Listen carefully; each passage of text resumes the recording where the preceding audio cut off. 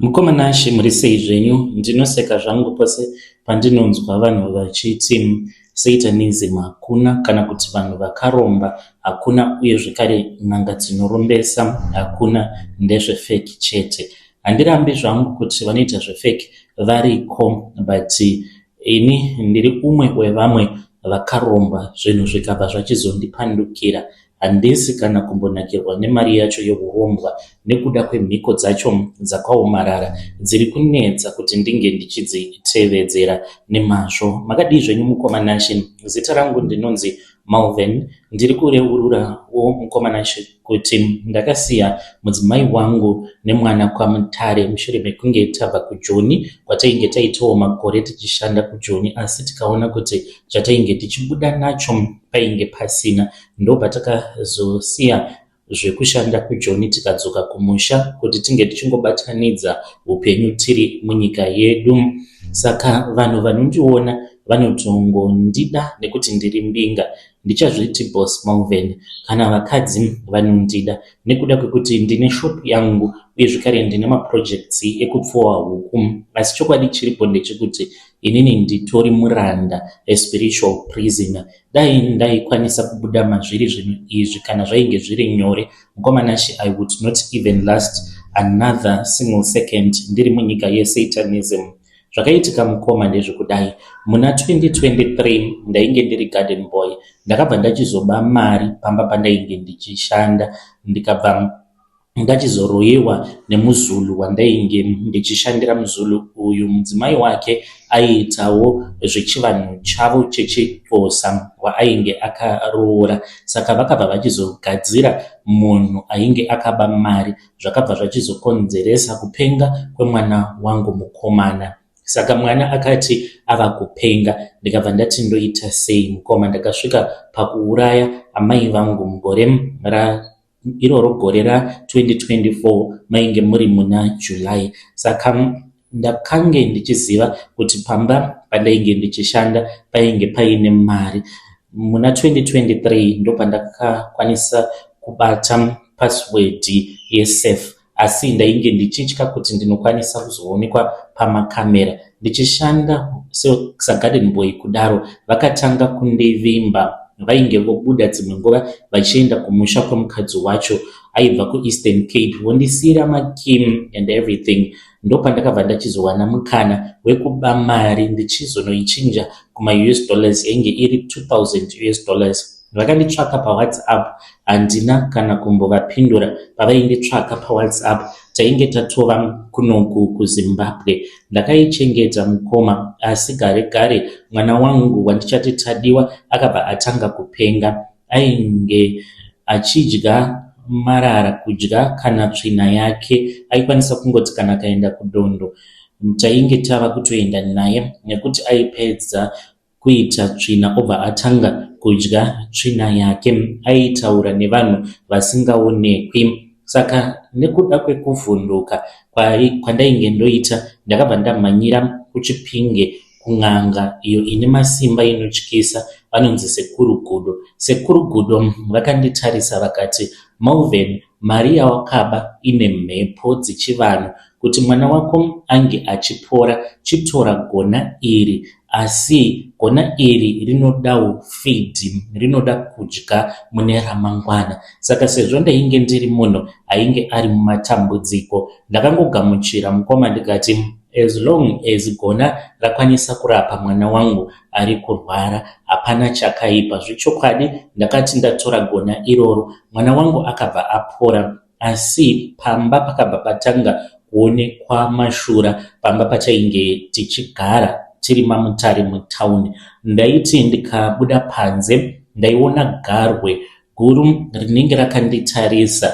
Saka garwe iri ndaiti kana ndikachema zviya ndichiti onai garwe, hapana airiona. Ndopatakabva tichizobuda maMutare tikambodzoka kumusha. Ndichiti zvimwe kuda maMutare mainge muine munhu ainge achindiroya, sezvo tainge tigere pedo nevamwe vatete vangu vane hutsinye. Saka ndakangoti zvimwe kuda zvinhu zvavo ndo zviri kukonzeresa kuti ndione pfumvu yakadai. Saka garwe iri ndini ndega ndainge ndichiriona. Makazoti mava muna July of 2024 amai vangu vakabva varwara nechirwere, vakangoita sudden stroke. Zuva ravo rekufa mukomanashi vakafira mamutare vari kuchipatara, asi ndakazotanga kuona mashura. Patakati taenda kunoona amai ndopavakashayika. Saka amai vakati vazoiswa pane chimwe chistretcher, ndakaona kuti amai vangu vaita sekunge vari kugwina. Ndikatombobvunza kuti munhu uyo ari kuita sekunge achiri mupenyu, but vakomana vacho vakati zviri normal, zvinoitika izvozvo. Tikati tichaviga munhu mupenyu. Dr. ainge atotarisa akaona kuti amai vangu vainge vafa zvechokwadi.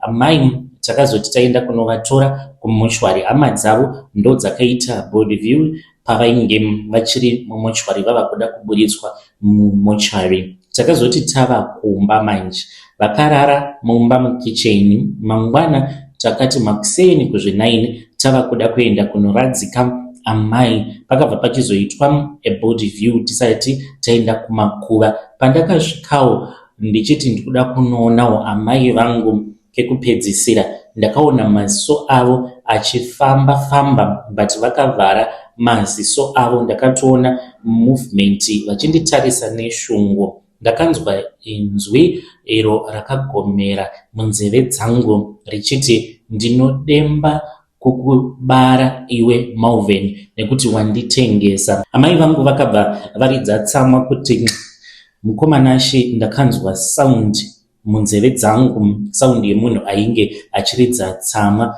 Panguva iyoyo mukoma ndakazopotsa ndadonhera mubhokisi mavo.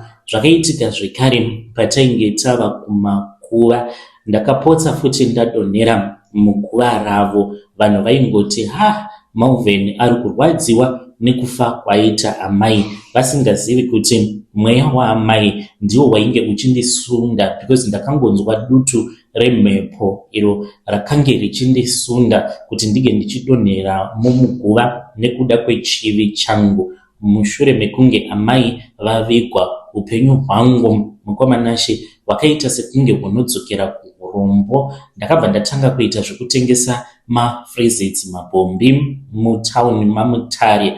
Padei number 3 pane imwe motikari yakamira padhuze neni, yainge yakazara nevakomana vainge vari 6.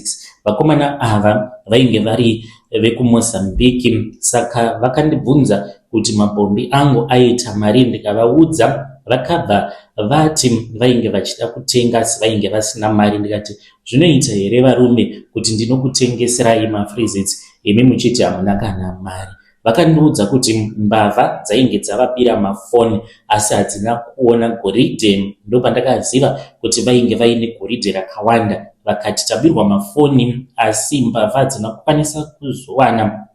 Patanga takawandisa goridhe ranga riri pasi pesiti. Tibatsirewo kutengesa goridhe iri, tichazokupawo something. Ndakatya ndikati ichi chistaira chembavha. Semunhu ainge agarawo kwenguva yakareba kuSouth Africa, ndikati hamungambondivhare varume, imi muri mbavha, endai kumapurisa. Saka garwe riya mukoma rakangobuda mumotikari rikabva ragutsurira musoro richiti kwandiri, usatya. Asi ndini ndega ndakariona garwe iroro. Saka ndakabva ndachizoti ndachaisa varume vaya ndakaenda navo kumba kwatainge togara nemudzimai, ndikavapa pekugara. Mushure mekunge ndakumbira landlord kuti vainge vari vaenzi vangu, mudzimai wangu akatsamwa kugumbuka nazvo kuti ndainge ndauya nevanhu vakawanda kudaro. Saka takabva tatengesa goridhe riya. Varume ava vakazondipa $6,700 cash. Vakati thanks Malvin, hauna kutibira. Ndipo pakabva pachizobuda mhiko manje imwe ndakafonerwa nasekuru Gudo vachiti vainge vachida kuti ndinge ndichivapa 10% pamari iyo yandainge ndakapiwa nevarume ivavo vekuMozambique. Saka pandakaenda kunosiya $670 pashare yavo, ndo pandakabva ndachizonzi nasekuru Gudo pane imwe mhiko yandinofanira kutevedzera.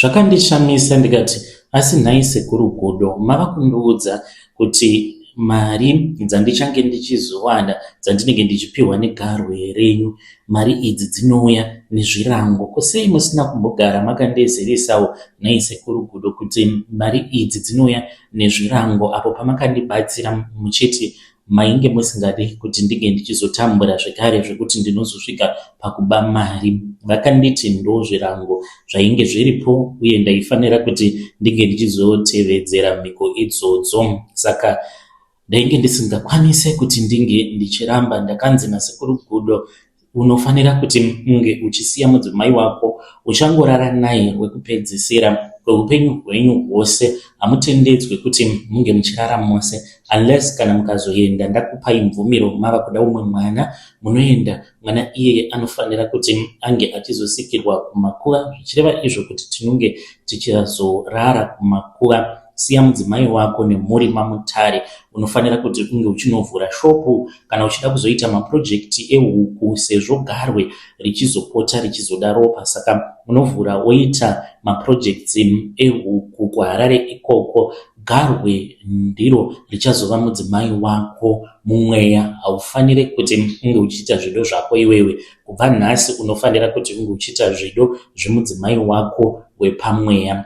Mukomanashe, ndiri munhu anganzi nditoriwo mbinga muno muHarare. Ndine shopu hombe neprojekti ndinoita zvekupfuwa huku, asi dambudziko ndeiri. Mudzimai wangu mukoma ariko kwaMutare, amai Tadiwa, vari kuti vanoda kuuya kuzogara neni kuno kuHarare. Pose apa ndanga ndiri kuvashanyira. Iko zvino mukadzi agere zvake zvakanaka, asi ndinoti kana ndikamushanyira ndinenge ndichingotiza nekuti ndinenge ndisingadi kuswedera pedo naye nekuda kwenhau iyoyi yekuti ndine mhiko dzangu dzandiinadzo. Ndinoshaya kuti ndingamuudza sei kuti tinofanira kuti tinge tichizoita dzevakuru tiri kumakuva chete. Hatitendedzwi kuti tinge tichizviitira mumba, mumotikari, kumahotel, asi kumakuva chete. Saka anogara achingonyunyuta achiti, Malvin, wava kundidadira nekuti wava nemari, hauchadi kurara neni. Unopedza usiku hwese. Ndo zvandinoita kana ndikashanya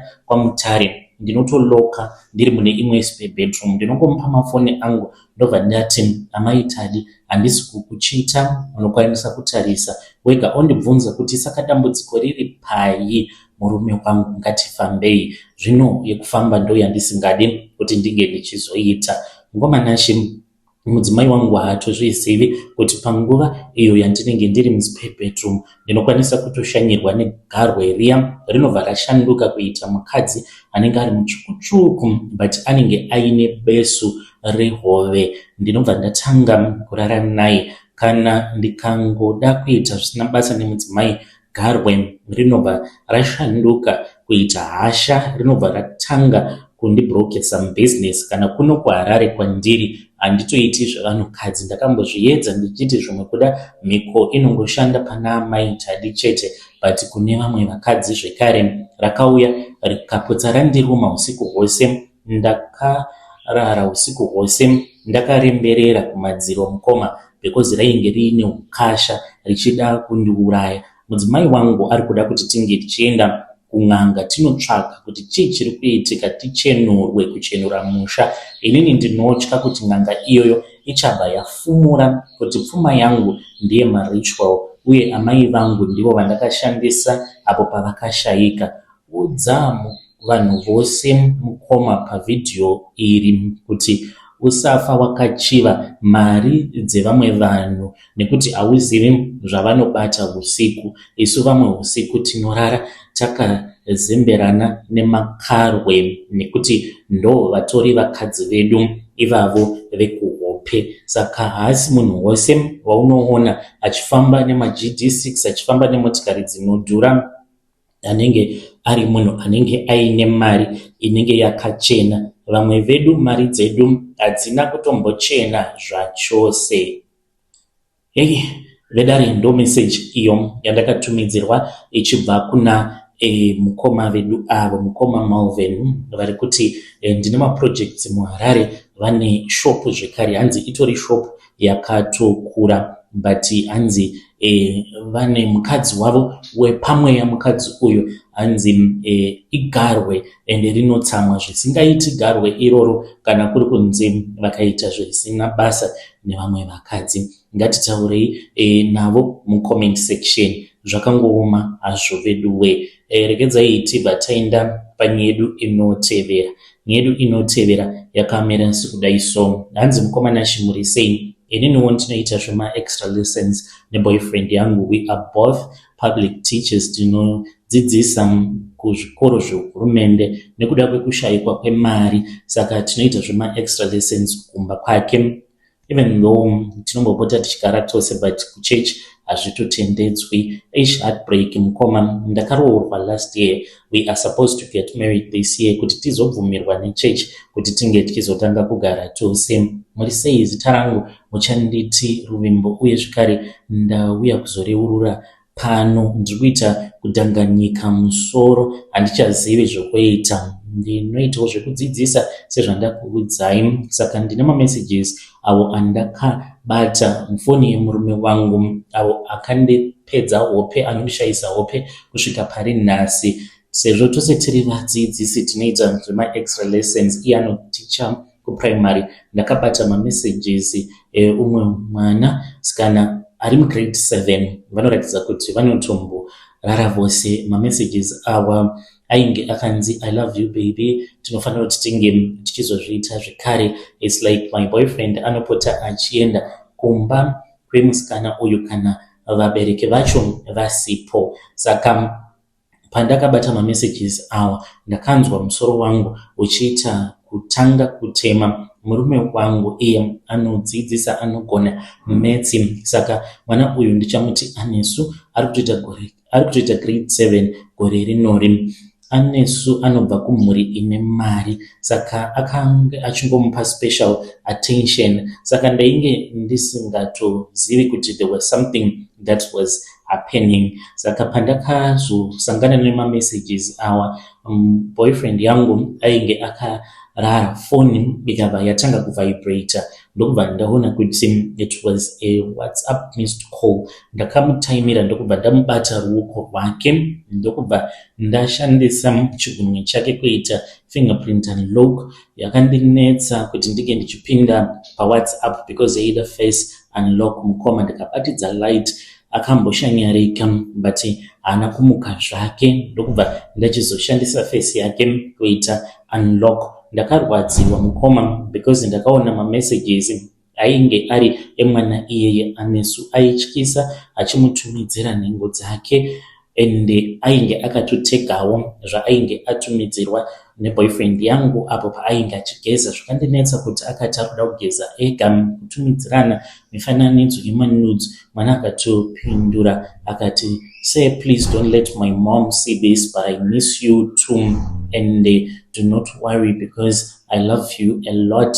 I want to be your wife. Saka ipapapa mukoma nashe ndiri confused, handizivi kuti ndodii. Ndiri kutya kuti kana ndikamusungisa, because tiri kutogadzirira kuenda kuna vatete vake, mavisas atori ready. Tiri kuenda kunovashanyira vatete vari kuUK kuti tinge tichizonosarudza hembe dzatichapfeka pamuchato. She just said kuti she want us to choose hembe dzavaperekedzi vezvekare negauni nemawedding rings ikoko. Muchato wedu ndichangoti uchazovako muna August iro rinogore, saka tete vari kuUK ndivo vari kubhadhara zvose, and she has already deposited mari dzecatering, masutsu, uye zvekare ndivo vakatitengera munda watiri kuvaka kumusha. Tete havazivi kuti upenyu hwehama yavo hwakaita sei, saka mwoyo wangu uri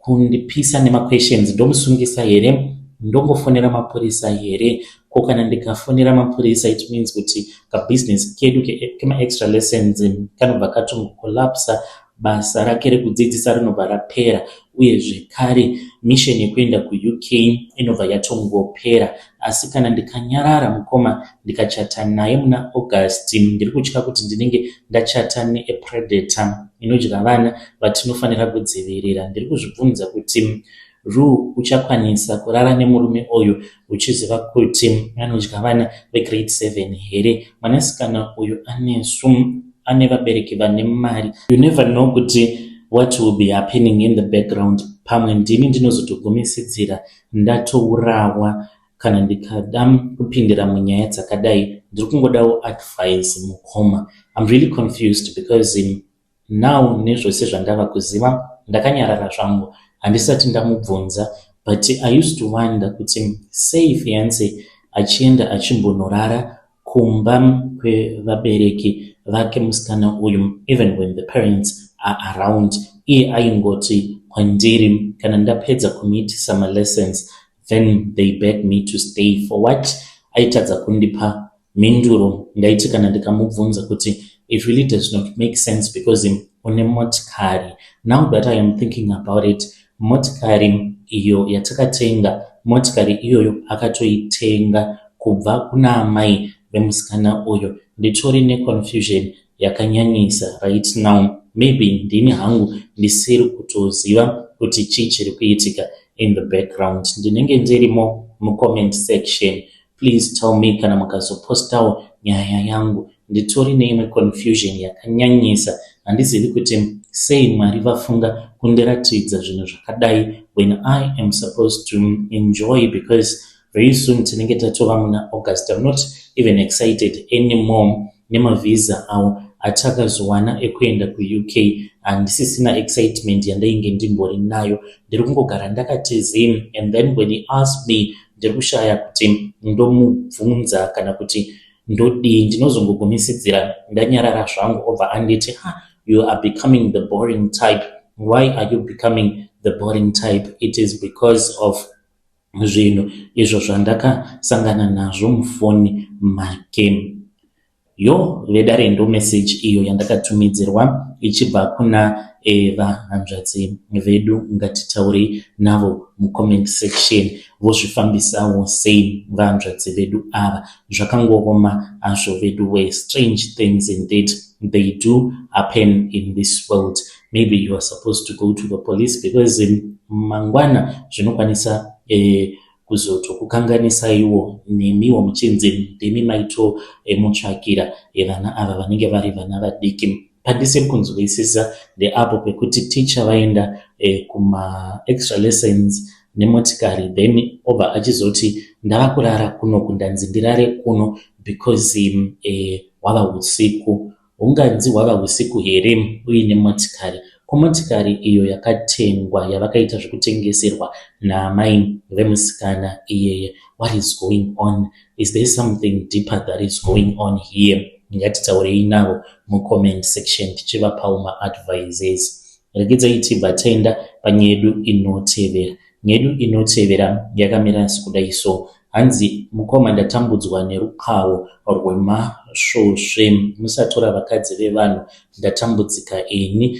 Zita rangu mukoma nashini chandeti Bidza, uye zvekare ndiri kureurura mukoma. Pari zvino ndiri muparking yepa Beitbridge border post. Nhasi uno date iro richiti 13 March gore it is 2026. Mukoma ndinoita sekunge ndiri munhu ari bold, but upenyu hwangu hauchina kurongeka. Ndiri driver, ndinoita long distance, asi mweya wangu mukoma hauchina zororo nekuda kwekutambudzwa nemasvosve. Kungoshingirira ndakasvika pakungoti kwaari masvosve acho, kakomananga izvi zvekuti munoita gemu rekupota muchindiruma ose pandinenge ndichidriver, motongouraya zvenyu because kuti ndinge ndichisiya basa handikwanisi nekuti ndine mhuri. Zvakaitika mukoma nashe ndezvekudai. Ndainge ndiine mumwe mudzimai uyo wandainge ndichifambidzana naye, taifambidzana pama WhatsApp. Saka ndaiti kana ndikati kwaari ngatisangane, aingondipa mabecause nemabecause. Ndakazomufonera ndikati iwewe shamwari kam, Chiedza uri kutongondishandisa because iye anogara kuPretoria but mukadzi wemunhu. Ndikati tarira uone kuti iko zvinozvi ndinogara ndichingotakura zvinhu zvako ndichienda nazvo kuZimu, but unongoti tinodana nawo ndipi kana sendi chandiri kubenefita hapatomborina. Saka last week zvinhu zvakachinja mukoma. Ndakati ndichiloda ndiri kuJoburg ndakangoshamisika munhu atosvika pandainge ndichiloda. This was after anditi titumidzirei kamalocation zvimwe kuda muri kumba kwemagirlfriend. Ndikati no baby ndiri kutoloda, saka ndainge ndichitoloda zvangu. Saka akabva achizongokaruka asvika, was so happy, akatopinda mutrake ndokubva atorara paya. Akange anyepera murume wake kuti ari kuzoya kuzoita peace job muJoburg. Saka takarara tose muswere wese wezuva, then ndokubva achizoenda zvake kuPretoria. Ndakatoita zvekutobhuka Uber kubva muJoburg ikamuendesa kuPretoria to save time. Saka ndakabva ndachizoti ndiri mutrack mangu pandainge ndava kuda kusimuka, ndopandakangonzwa muviri wangu wose uchifambwa. Ndakangoti ameno kuti chii. Saka ndiri muroad mukoma ndichienda kuHarare from Joburg, ndaramba ndichingofambwa. Then pandakazosimudza track ndava kubva kuZimu ndiri muHarare ndichingonopinda mutrack kuti ndisimudze track, ndo pandakabva ndachizoona masvosve. Ndakaona masvosve ainge akawanda, ainge ari matsvuku uye ari mahombe, ainge achibuda mudashboard nemusiti nemubhurugwa mangu. Masvosve awa haasi normal mukoma nashe, anoruma zvekuti unonzwa sekunge uri kuiswa acid paganda. Chinondishamisa ndechekuti mukoma, ndinoti kana ndiine umwe munhu mutrack handirumwi uye zvekare handimaoni masvosve iwawo. Kana ndiri ndega ndinorumwa. Ndakaenda kune imwe n'anga yechiVenda kuLimpopo iyo inogara muLewis, saka ndiye munhu anombopota achindivakirawo minamato sezvo tisina mapemiti apa tichidhiraivha plates ekuSouth Africa. Saka muroad umu especially uri kuSouth zvinoti netsei. Saka vakabva vachizoti kwandiri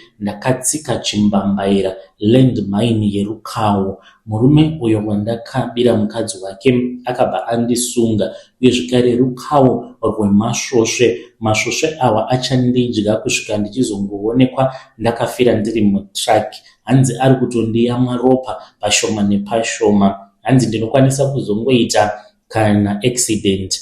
Saka ndakabva ndati zvino ndoita sei, ndiri kuona sekunge sekuru ava vakandiomesera. Ndakanzi chitsvaka mari inosvika $1,500 uipe murume uyu semuripo wekuti ndine urombo nezvandakaita. Mari iyoyo unofanira kuti unge uchipa mukadzi wako iwewe. Hanzi mukadzi wangu chaiye wandakanobvisira mari uyo ari kuHarare ndomupa $1,500. Ndobva ndachizotaura nemurume wandakatadzira tozviita zvinhu izvi pamberi pehama. Mukoma nashe ipapo ndipo pane trap manje, because mukadzi wangu ndiye anochengeta mari yose yemasavings. Kana ndikamufonera izvezvi kuti ndimuudze kuti ndinoda 1,500 yekusoriza murume wandakabira mukadzi wake, imba yangu inobva yatongoputsika pakarepo. Mukadzi wangu anotongozviziva ndiri murume kwaye, nditoriwo elder kuchurch, haatombofi akandiregerera. Asi kana ndikanyarara ndinokwanisa kuzongofa ini. Ndiri kuchema mukoma, ndinotya kana kufamba ndiri ndega. Izvezvi ndiri kutotaimira kuti tikangobuda mubhodha ndotsvaka vanhu vanenge vachienda kuHarare, then ndobva ndatakura vanhu ivavo nekuti ndinotya kufamba ndiri ndega nekuda kwemasvosve awa. Ndazotambiswa kongonya manje. Dzimwe nguva ndinokwanisa kuti mukufamba umu pane zvimwe zvinhu zvandinongonzwa zvinenge zvichiitika pandiri zvisitombori kana normal zvachose, ende ndinotya kuti anytime ndinokwanisa kuita kana accident nekuda kwezvimwe zvinhu zvandinoona kana huri usiku. Ndainge ndimbori munhu aiva ari very productive pabasa, but iko zvino basa rangu rakadzoka kumashure zvisingaiti. Kana muIndian wandinoshandira anogara achingondibvunza kuti what is happening to you, because ndainge ndimbori munhu aimhanya mukoma paroad, ndainge ndisingamiri. Asi iko zvinozvi ndinongofamba ari masikati chete usiku kuti ndinge ndichifamba hapafambiki zvachose. When you post my story, please tell me, ndichange ndiri comment section. Kana muine vamwe vanhu vamunoziva mundibatsirewo mukoma. Vanoseka munokwanisa kuseka zvenyu, but ndazodzidza chidzidzo chekuti murume kana wakaroora kutsikana nezvaunenge uinazvo mumba, nekuti vakadzi vakawanda ava havambofi vakapera. Ndadzidza chidzidzo ini, but ndatambudzika. Dai Mwari vachindiregererawo varume.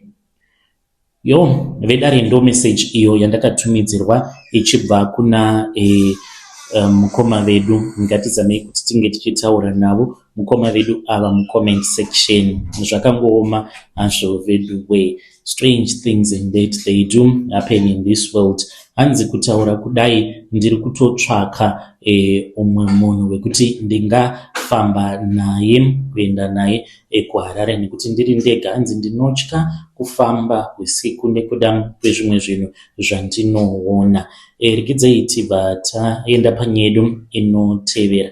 Nyedu inotevera yakamira sekudaiso. Hanzi mukomanashi muri sei zvenyu? Please post my story makavigo chitupa changu. Ndauya pano ndiine confession yangu iyo yandiinayo. Ininiwo ndiri kunoku kuCape Town ndinoita zvefake manjuzu kuti ndinge ndichityiwa nevanhu, because ndinoita zvekukweretesa mari dzezvimbadzo zvekare nekutengesa muviri wangu. Manje ndava kurota hope dzinotyisa. Muri sei mukoma? Inini zita rangu muchanditi Nomsa. Ndauya pano kuti ndinge ndichizoreurura. Saka vanhu vazhinji vanondiziva ndiri wemanjuzu nekuda kweskin color yangu. Vanhu vazhinji vanotongofungidzira kuti zvechokwadi apa njuzu dziripo. Saka ndinogona kutongotorera munhu murume wake ndotongomuvhundutsira kuti inini manje ndikakupikira kana ndikakutsamwira nekuda kwenjuzu dzigere pandiri, unozozvidemba iwe. But hapatomborina kana njuzu dzimboripo. Handina mhepo yenjuzu, ndiri fake njuzu. Ndinotongoshandisawo hangu sainzi nemano ekuti ndinge ndichityiwa nevanhu. Saka njuzu dzechokwadi mukoma dzava kumuka dzichida kundiuraya. Ndinorara ndakabatwa mukomanashi ndichida kumedzwa nehove. Dzimwe nguva ndinorota ndichishambira njuzu dzinenge dzakandidzipa huro dzichida kundinyudza mugungwa. Nyaya yakatangira ndichati mainge muri mugore ra2024. Ndainge ndashaya basa muno muSouth Africa. Ndakange ndiine umwe murume uyo wandainge ndichifambidzana naye. Murume uyo ainge aine mari yakawanda. Saka ndakazoti ndazivikanwa nemudzimai wacho kuti ndainge ndichitorana nemurume wake. Vakauya pamba pangu vakange vachida kundirova. Saka vakati vachirivhesa, vaiva nemotikari, vakaita accident. Mukoma takatarisa, vanhu ndipo vakangotanga kuti uyu ane manjuzu because ndine tatu randiinaro paruoko. Handingatauri hangu kuti itatu rakaita sei, because vamwe vanokwanisa kubva vatoziva kuti ndinhengika uyu ari kutaurwa nezvake. Saka vanhu vakangotanga kungonditi njuzu. Kubva ipapo ndakabva ndatoona kutoti sezvo vakadzi vakawanda vainge vouya kwandiri, you know kuti these days njuzu ndo dziri mufashion. Kwaiuya vakadzi vamwe avo vainge vachinetsana nevarume vavo vachida kuziva kuti njuzu dzangu dzinokwanisa here kugadzirisa mamarriages avo. Kwouya zvekare vamwe avo vanoita zvekutengesa miviri yavo nevamwe vanenge vachida mabasa. Ndakabva ndatoseta kakarawa kangu pamba pandainge ndichiroja. Landlord haanamboita problem nazvo, akangotanda extra money. Ndakabva ndatenga machira machena, ndikatenga nemachira eblue, egold, ndikatenga nematombo emugungwa nemaseashells. Ndikabva ndatanga kudzidzirawo mitauro. Ndinotoita malive paTikTok neFacebook, but not too much kuFacebook. Ndakawandira kuno kuTikTok kwatiri kutaura ndichiti ndiri kubvunza kunyika yekumamarine spirit. Ndinotonyepera vanhu kuti ndinotombopota ndichienda mugungwa. Saka ndinoita madrama mukomanashi. Munhu akauya kwandiri kana kutaura kwandinoita so, vanhu vanototi uyu ane zinjuzu zisekuru rigere paari. Saka vanhu vakawanda vanotouya kwandiri nemari dzakawanda. Ndakasvika pakutenga kapolo kangu kamotikari kandakatenga nekuda kwekunzi ndine manjuzu ikwokuku. Kuti ndityiwe zvakanyanya, ndakaenda kuSea Point usiku ndichitora mapictures ndakamira mumvura muCape Town ndichiti ndava kuda kudzika pasi ndinge ndichimbononyeyana nemadzimbuya emumvura. Mukomana yainge iri acting zvemufirimu chete kuti ndinge ndichiwanawo vanhu vanenge vachiuya kumatare kwangu, because inini ndakadzidzawo psychology kunyange ndisina kuzograduata. Saka ndinoziva kushandisa matricks, matambudziko ari muvanhu. Saka ndinobva ndachizoita kuti vauye kwandiri. Zvechokwadi ndakakwanisa kutenga motikari ndikabva ndatovaka. Ndakatanga ndavakira amai vangu kumusha kuno kundigere zvakanaka muno muWestern Cape. Ndinoshandira kumalocation but kumba manje kumasuburbs kwekuti haunzwi kana munhu achitaura, vanhu vanongofamba nemotikari dzavo. Saka ndakazotanga kurota ndichitamba nenyoka. Saka pandakamuka mukoma ndakanzwa sekunge ndainge ndakabata chinhu chainge chichitonhora chichitsvedza zvisingaiti mumaoko angu. Ndikaziva kuti wopedza ndainge ndarota dzaita sekunge dzainge dziine chokwadi mukati. Saka ndakarota ndichitamba nenyoka. Ndainge ndorota usiku, hope idzi ndairota ndichienda kugungwa kuno kuCape Town. Apa ndirimo mugungwa ndaiona ndava kuvharwa nerimwe zinhu rinenge riri reblack.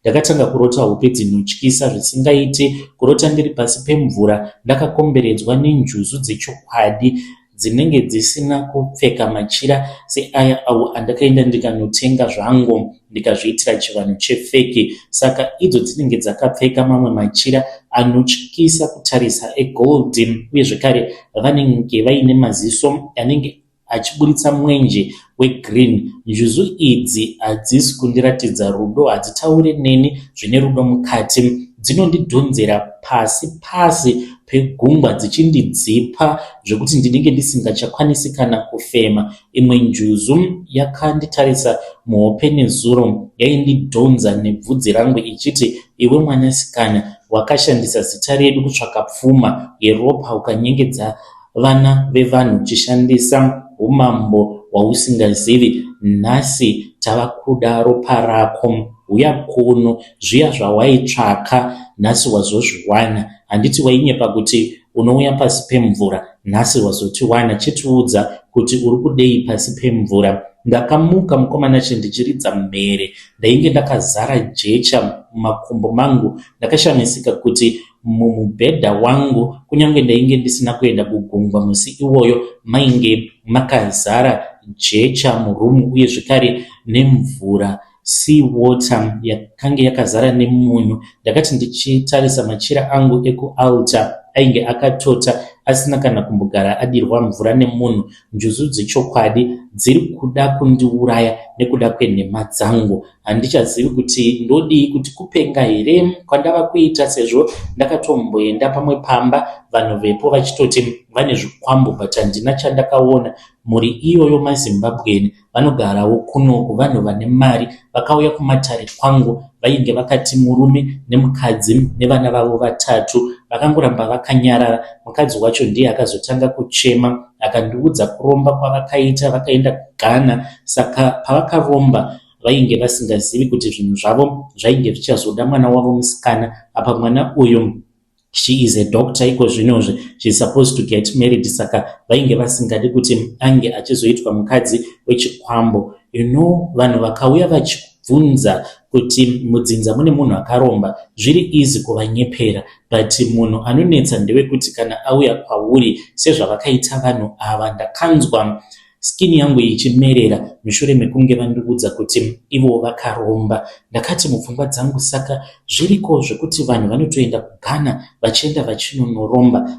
Ndakabva ndatarisa motikari yavainge vainayo, ndikati tinofanira kutoti tinge tichitoenda kumba kwenyu izvezvi. Ndikatora zvinhu zvangu, ndine vamwe vakadzi avo vandinotobhadhara mari vanoitawo zvemanjuzu vandinoshanda navo. Ndakavasimbisa ndikati, handei vasikana, tasvika kuya ndikangotanga kungokusha kusha hatina hedu chikwambo chatakaona ndikabhadharwa 11,000 rands mukoma, asi hatina chikwambo chatakambobata isu. Saka iko zvinozvi ndiri kugara ndichingorota zvimwe zvinhu zvinotyisa. Handichazivi manje kuti matambudziko angu ari kubva nechekupi, sezvo ndiri munhu akambobata zvinhu zvevanhu vakaromba. Pamwe zvikwambo zvavo ndo zvava kuuya kwandiri zvichiita sekunge injuzu dzisitombori njuzu zvachose. Ndibetsereiwo mukoma kana muine vanhu vamunoziva vanoita zvemanjuzu vari genuine. Muri yeZimbabwe ndo message iyo yandakatumidzirwa ichibva kuna vanzvadzi vedu avo vari kuti vanoita zvemanjuzu.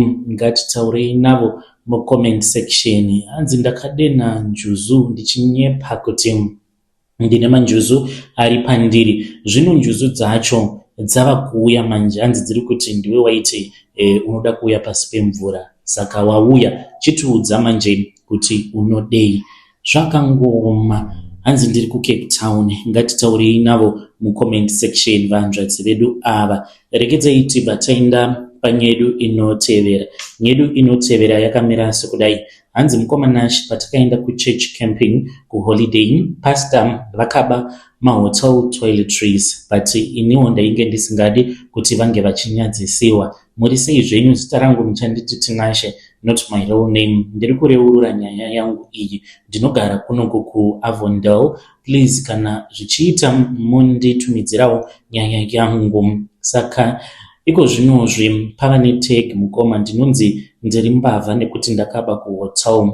Chokwadi chakaitika ndechekuti patakaenda kuchurch camping last year, pastor vedu vakatora mahotel toiletries, sipo mafuta nematowels. Zvinhu izvi ndakazviona vainge vazviisa mubhegi mavo nekuti ndini ndakaendesa zvinhu izvi kumotikari. Saka ndakatongoona zvirimo ndikati zvimwe kuda vainge vapiwa nei? Vainge vapiwa nevanhu vepahotel sezvo vainge vachizviziva kuti ndiva mufundisi. Saka takati tava kuda kubuda ndokubva tambiswa nesecurity, tikabva tabvunzwa kuti painge pasina here munhu ainge atora something. Saka musi watainge tichida kubuda kucheck out, masecurity ehotel akabva amisa kombi yatainge tiinayo after the youth conference, vachiti painge paine zvinhu zvainge zvashayikwa mumaroom. Saka zvinhu izvi zvakawanikwa mubhegi rapastor. Pandakaziva kuti zvinhu zviya izvo zvandainge ndamboona vachizviisa mubhegi vainge vaita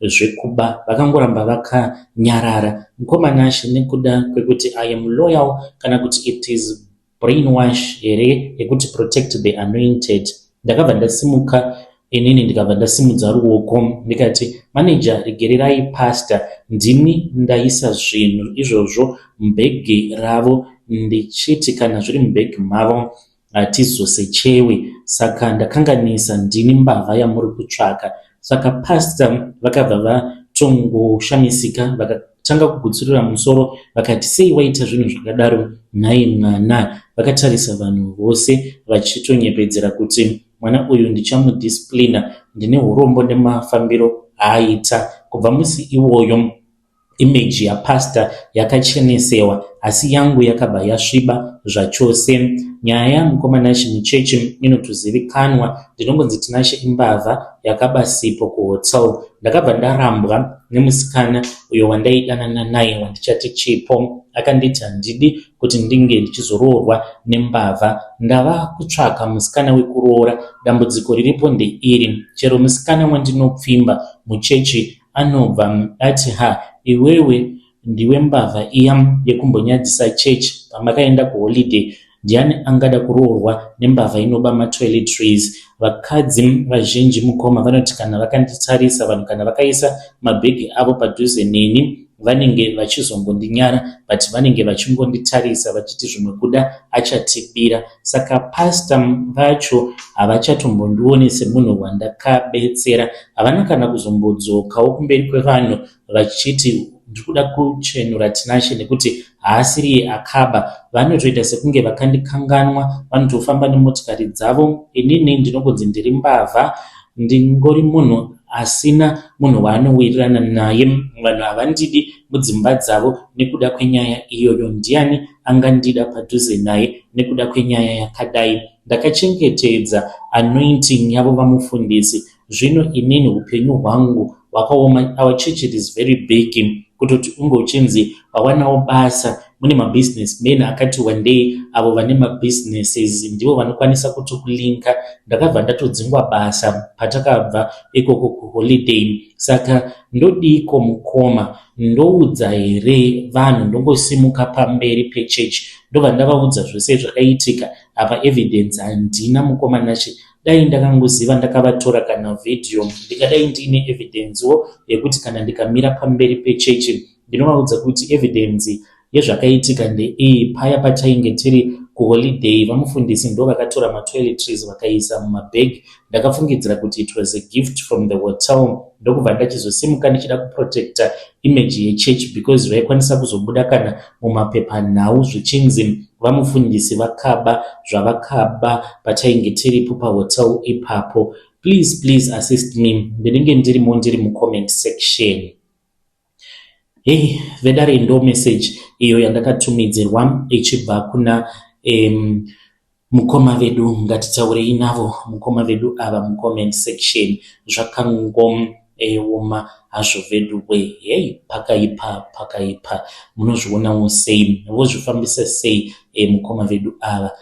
Kana mukasatotaura chokwadi it means kuti muchazotoshaya mukadzi wekuroora, nekuti vose vemuchechi vanenge vachingokuzivai semunhu uyo akaenda akaba zvinhu muhotel. Asi motongosimuka nerimwe zuva motongotaurawo kuti I tried to protect. Kana kuti mumbotanga mamboenda kwavari mubva mambonotaura navo one on one kuti zvino vamufundisi ndodii, vochikutsvakirai imimi zvimwe kuda musikana wekuti munge muchizoroora nekukuchenesai. Ngatitaurei navo mucomment section. Regai tibva taenda panyedu inotevera. Nyedu inotevera yakamira sekudai so. Hanzi mukoma Nashimuri sei, please post my story makavigo chitupa changu. Ndinoshanda restaurant yandinoshanda it is along the N1. Ngazviite kuti ndinge ndichitaura kuti iri nechepapi. Zita rangu muchanditi Tatenda, ndiri mudzimai, ndine makore 13 uye zvekare I am married. Nyaya yandiunza pano yakamira sekudai. Shop yedu iri padhuzesa netruck stop. Saka mukadzi watinoshandira muSouth African akabva ati business riri very down. Isu sevashandi akati hamungazvizivi kuti business riri down because munongoona vanhu vachiuya kuzotenga but running cost ndio ari kundidya. Saka vatidaidza mumeeting vakabva vachizoti tinofanira kuti tinge tichiti vamwe vanhu vakauya because tiri kudhuze nemaindustry zvekare. Saka kunouya vanhu vanoshanda mumaindustry and vakawanda maSouth African.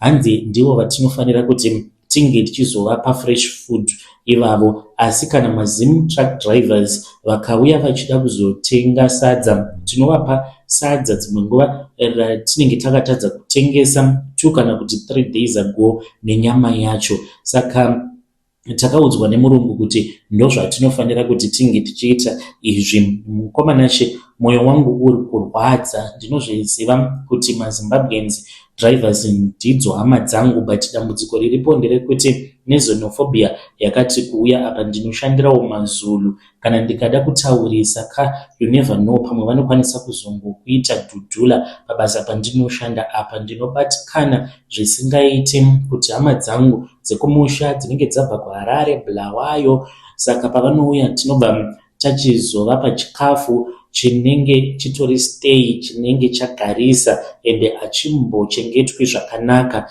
because mai ivavo ndava kutozviona kuti munhu atori neutsinye towards maZimbabwean. Ende chavasingazivi ndechekuti hongo vanhu vemumaindustry ndo vane core business, but vanhu vanotenga mukoma Nashe, matruck drivers ekuzimu vanotenga shemu mukoma. Saka mai ava vanoti kana muZimbabwean akaburuka mutraki rake achiuya kuzotenga sadza, vanenge vachingofinyamisa kufesi vachingoti maZimbabwean kusageza, vachingoshora apa. Munhu anenge auya kuzotenga mamwe truck drivers vanokwanisa kuspenda 200-300. maSouth African do you know kuti vanotenga sadza remari plate vanokwanisa kungotenga kana sadza re30 rand, munhu ototenga sadza, but ndo vatinobata zvakanaka. Xenophobia yacho yakanyanyisa. Saka muSouth African akapinda tinomupa sadza rinenge riri steaming hot.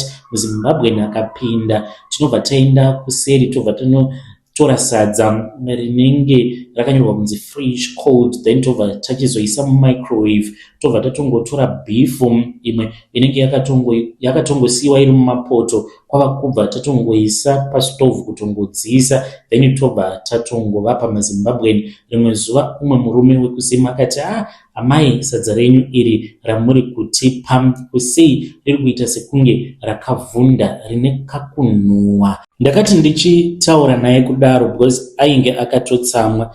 Then mother vandinoshandira vakabva vachizouya vakabvunza kuti dambudziko rainge riri rei. Murume uya akabva ati sadza renyu iri rinoita sekunge ragarisa mani mufridge.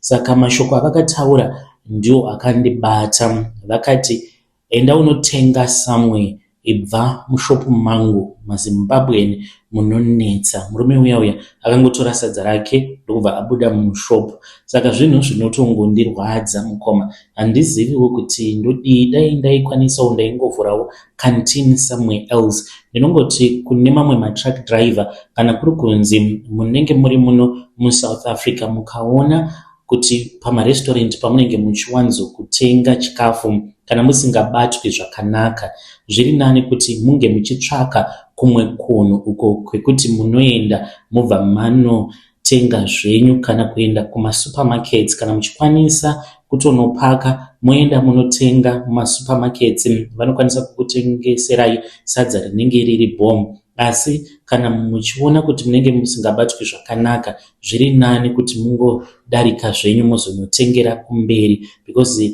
zvinhu zvinenge zvisiri bo kuti unopinza mari mubusiness remunhu, apa munhu iyeye anenge achitomborina kana value iyo yaanenge achitombokupa. Amai ivavo mukoma, kana ndiri seni so I think vanongondinyara because ndakabva navo kure, kubva vachitoriwo mukadzi wechidiki ndainge ndichivashandira as a maid, vakazotangirwa business ravo rezvikantini nemurume wavo. So maybe vanotongondinyara because ndini ndainge ndichitotengesa, ndini ndainge ndichitovatengesera mukantini mavo pavakatanga ndina kumbogara ndakavabira. Vedare ndo message iyo yandakatumidzirwa ichibva kuna vanzvadzi vedu. Ngatizamei kuti tinge tichitaura navo vanzvadzi vedu ava mucomment section. Zvakangooma hazvo vedu we. Pakaipa. Xenophobia yacho yakaoma. Hanzi apa matruck driver ekuZimbabwe hanzi ndo vanotopinza mari mubusiness ramadha ivavo, but hanzi vanenge vachingovati maZimbabwean kunhuwa. Tarirauone. Zvakaoma. Rekidzei tibva taenda panyedu inotevera. Nyedu inotevera yakamira sokudai. Hanzi mukomana makadii zvenyu? Please post my story makavika uchitupa changu.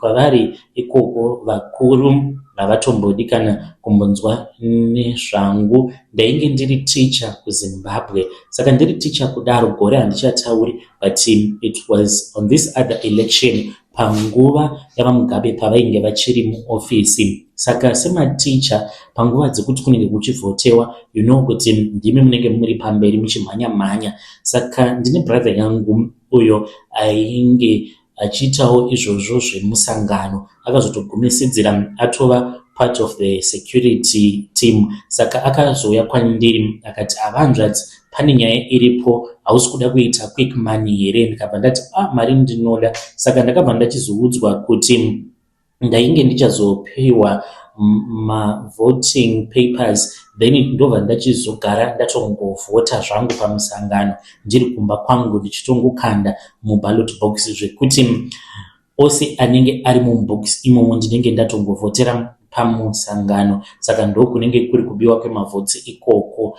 Mukomanashi ndakati ndapiwa everything, ndopandakabva ndachizotaura nemurume wangu. Murume akati dii kwandiri, akati iwe unoziva kuti uyu ndiwo mukana wekuti tinge tichibuda muZimbabwe? Ndikati how so? Akati handei katinotaura nemadhona aya awakambotaura nawo, vanhu vainge vachishanda nevanhu veMDC. Takaenda tikanotaura netuvarungu tuya twakazotibatsira kekeke kuti tinge tichizobva kuZimbabwe tikauya kunoko kuCanada. Mukoma, I will never forget this story. Saka brother yangu find out late kuti ndozvatainge taronga, because box riya rainge ritori nemaballot papers tainge tatoriendesa kuvanhu vaya kuti vange vachizvionera proof, tatotorwa mapictures. So when my brother found out, mukoma, ndo pandakaona kuti panhau dzepolitics hakuna kunzi uyu ihama yangu, akabva atitengesa. Mukoma, takange tiri muLand Cruiser yeUnited Nations, we were rushed kubva kuChipsipiti takananga kuairport. I still remember kuti pakauya Land Cruiser iyoyo yainge ine umwe murume ainge ari murungu akati get in the car, get in the car.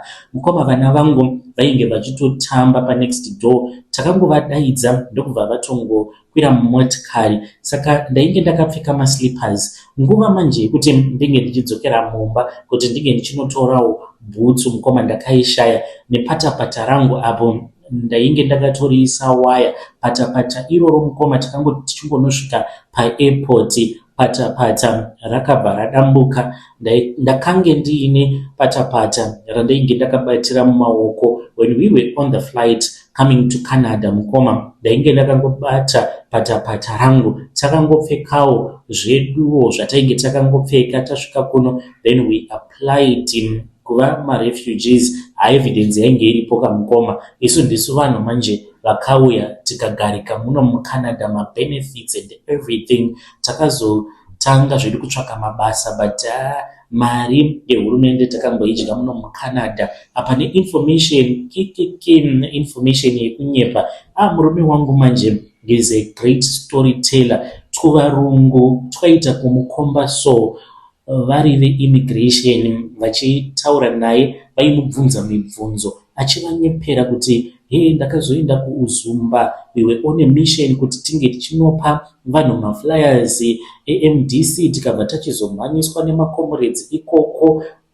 Vamwe vangu vakazotorwa vakakandwa mumadrum dziri nhema dzoga dzoga, mukoma. We were living a comfortable life. Ndaingodzidzisawo zvangu pagovernment school, tichiroja pamba painge pakanaka, because my husband aitawo zvemadeals, achiita zvekutenga nyanga dzezvipembere negoridhe. Saka taitorarama a very comfortable life, but nhema dzaakarukaka. Kana ndega ndakaseka ndikati, iwe kana kuri kunzi tikazodzoserwa kuZimu uchanoti kudini apa watengesa nyika yako kudai. So I miss Zim, kutaura chokwadi, mukoma.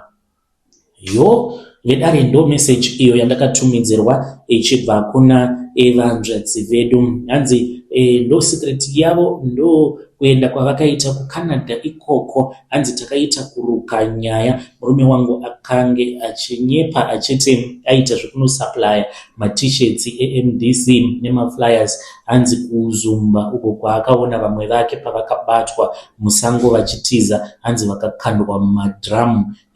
Zvakangooma hazvo veduwe. Ngatitaurei nezvayo nyaya iyi mucomment section. Regedzei tibva taenda panyaya yedu inotevera. Inzwai nyaya iri pano. Hanzi mukoma, muri sei? Please post my story makavika chitupa changu. Ininiwo ndinoshandira umwe murungu. Tinoita zvekuisa masolar panels muno muSouth Africa. Ndava nemakore ndichimushandira murungu uyu, but pane zvimwe izvo zvandakaudzwa naMadam Boss mushure mekunge ndaswera ndiri kuPrazi, because anogara kuPrazi kunyange ndichigara kumalocation. Saka ndakati ndaenda kuya handitori busy paya, ndiri kutogadzira zvangu pamba. Vakandidaidza vakanditi pinda mumba tikagara pasi, murume wacho ainge asipo. Saka madam vakati my husband is sick, ane cancer, uye zvekare havana kumbogara vakaita mwana. Saka ari kuti I would like a partner, I would want you to become my partner. Ngoma nacho pavakandiudza nyaya iyi ndakashaya kuti ndopindura ndichiti kudii. Vakati I'm not lying, vakasimuka vakauya vakanditsvoda.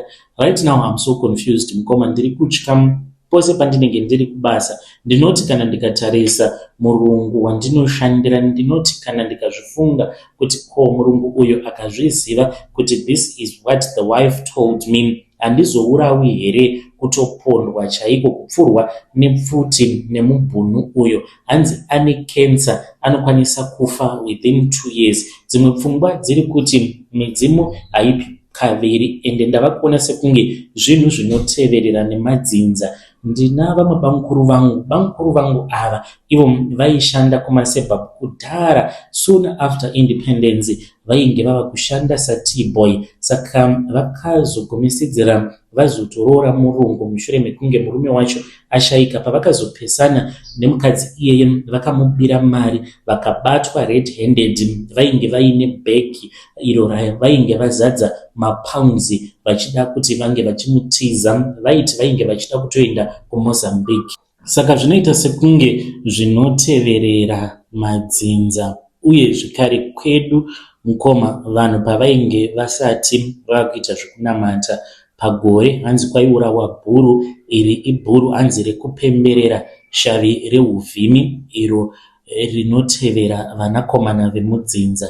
Saka handizivi mukomana ndiri mukristu, zviriko here izvi? Takangokura tichingoudzwa kuti mudzinza rekwedu varume vanosimudzirwa nevakadzi, ende zvechokwadi. Kana ndikatarisa mamwe madzikoma angu ari kunze kwenyika, vakaroora vakadzi vakadzidza, kunyange ivo vasina kudzidza. Kuburikidza nevakadzi vavo vakakwanisa kuendawo kumhiri kwemakungwa. Kana mukapostawo nyaya yangu muzondizivisa, ndinenge ndiri mucomment section.